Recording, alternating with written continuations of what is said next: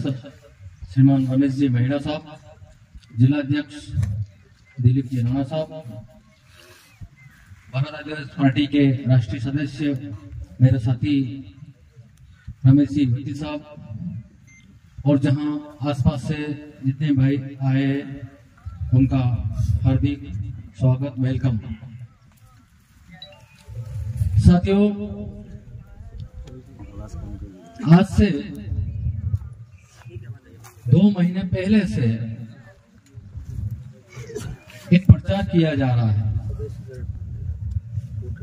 अब की बात 400 पार। हमें संविधान बदलने के लिए 400 सीट चाहिए। आज का जो दिन है, बाबा साहब भीमराव अंबेडकर साहब का 14 अप्रैल, उनकी जयंती को नमन करता हूं, उनको बधाई देता हूं। और जिन्होंने संविधान बनाया है और हमारा देश संविधान के ऊपर चलता है, पूरी दुनिया के अंदर देखा जाए तो भारत देश का जो लोकतंत्र है, डेमोक्रेसी है, ये जमहूरियत है, ये पूरे विश्व के अंदर प्रसिद्ध है। हमारा लोकतंत्र, हमारा संविधान जो बना है, बाबा साहब ने बनाया है, ऐसा किसी भी मुल्क के अंदर नहीं मिलेगा। हमारा संविधान को मैं एक परिभाषा देता हूं कि एक बगिया की तरह, बगीचा जो होता है ना, अब बगीचे में क्या होता है, तरह तरह के फूल होते हैं, तरह तरह के पौधे होते हैं, खूबसूरती नजर आती है। जब हम कहीं डिस्टर्ब होते हैं, हमारा माइंड संतुलित नहीं होता है, टेंशन में होते हैं, तो चलो अपन बगीचे में घूम के टहल के आते हैं, हमारा थोड़ा मूड फ्रेश करते हैं। वैसा ही संविधान हमारे देश का है, जहां पर अलग अलग जाति के लोग रहते हैं, अलग अलग संप्रदाय के लोग रहते हैं, अलग अलग पहनावा है, अलग अलग खान पान है, अलग अलग बोली है। क्या किसी मुल्क के अंदर ऐसी बोली मिली? जर्मन में जाएंगे तो जर्मनी बोली मिलेगी सब जगह। सऊदीया में जाएंगे तो एक जैसा पहनावा मिलेगा, एक जैसी बोली मिलेगी, एक जैसा खाना मिलेगा।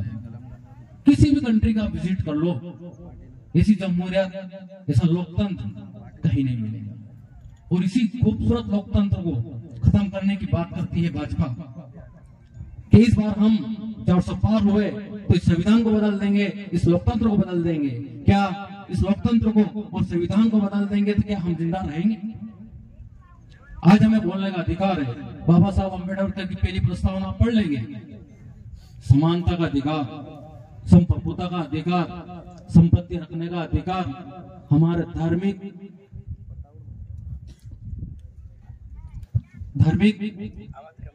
प्रार्थना करने का अधिकार, हमें हमारी आवाज, हमारे हक और हमें बोलने का अधिकार दिया है।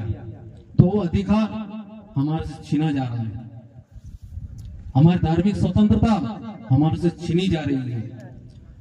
तो क्या हम अब भी नहीं जागेंगे इस लोकतंत्र को बचाने के लिए? तो हमारी इन नस्लों को, आने वाली नस्लों को हम क्या जवाब देंगे, इस पर सोचना पड़ेगा।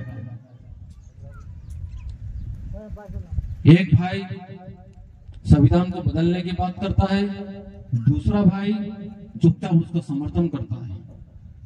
बांसवाड़ा डूंगरपुर के अंदर कांग्रेस बोलती है कि हम लोकतंत्र बचाने के लिए बाप के साथ हो, तो क्या चित्तौड़गढ़ सीट के लिए आपके लिए लोकतंत्र नहीं है क्या?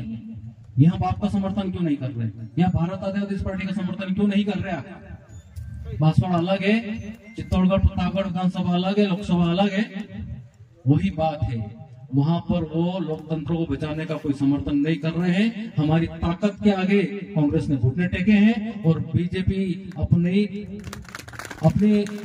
जमानत बचाने के लिए भागते फिर रहे उधर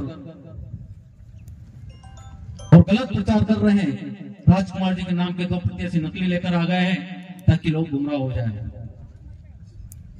लोगों को डराया जा रहा है, धमकाया जा रहा है।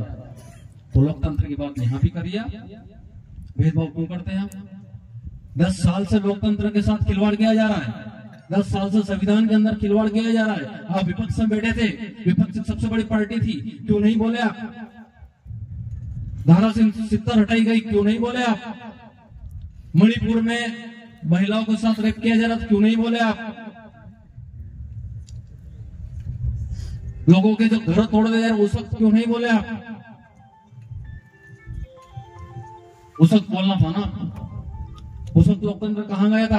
आज आप बात करते हम लोकतंत्र बचाने के लिए इनके साथ हैं, तो उस वक्त तो आप तो विपक्ष में बैठे थे, एक शब्द भी आपने बोला उसके खिलाफ। भेदभाव किया जाता है।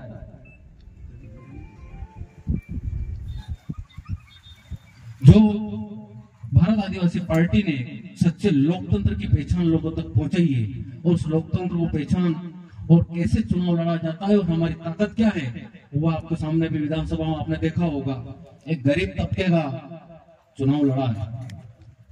1952 से हमारे यहाँ पर चुनावी प्रक्रिया शुरू हुई थी। 1947 में देश आजाद हुआ, 1950 में हमारा संविधान लागू हुआ, और 1952 से लोकतंत्र, जहां पर लोग जनता के द्वारा जनता का चुनाव हुआ ही शासन करेगा। उसके पहले राजतंत्र था। तो क्या सही मायने में देखे तो राजतंत्र हटा या लोकतंत्र आया? जो 1952 से बैठा था वो अभी तक उसी कुर्सी पर बैठा हुआ है। किसी गरीब को उसका मौका मिला? बाहुबली, पूंजीपति, उद्योगपति, यही लोग क्यों राज कर रहे हैं?